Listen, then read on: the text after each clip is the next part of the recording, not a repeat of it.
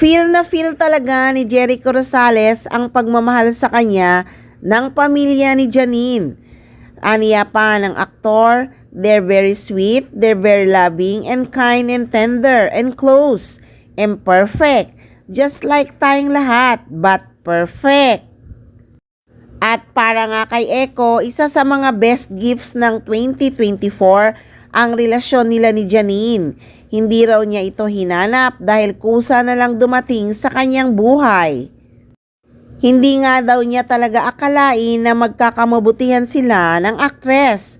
Iyon daw ang dahilan kaya lagi siyang nakikita ngayon na nakasmile at maligaya. Pati nga sa pagiging artista ay sobrang hinangaan ni Jericho si Janine. Tinanong kasi siya sa isang panayam kung ano ang karakteristik ni Janine Gutierrez na talagang nagustuhan niya bilang artista. Aniya nga ng aktor, nakilala ko siya as an artist. She's very dedicated and committed to her job. She came from a line of professional actors, not just professionals, but they're legends in the industry and she has that discipline. Wika pa nga ng aktor kahit na raw late nang pumasok sa industriya si Janine, ang professionalism raw nito ay hindi mapapantayan. Galing mula sa prominent showbiz clan si Janine, but she's prioritized her study first and just entered the industry in her 20s.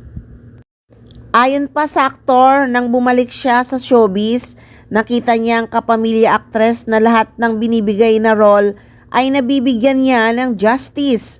Kahit daw nakapokus ito sa kanyang career, nabibigyan pa rin daw nito ng time ang sarili to be a loving person behind the camera.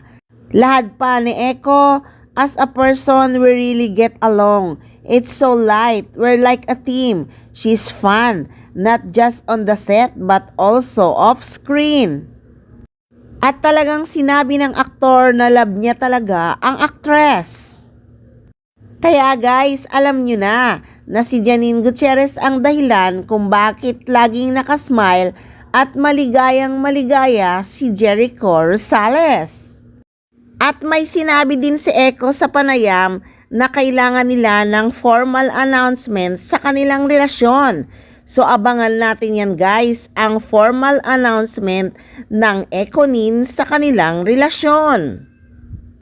Deserve naman talaga ni Janine Gutierrez ang formal announcement ng relasyon nila ni Jericho.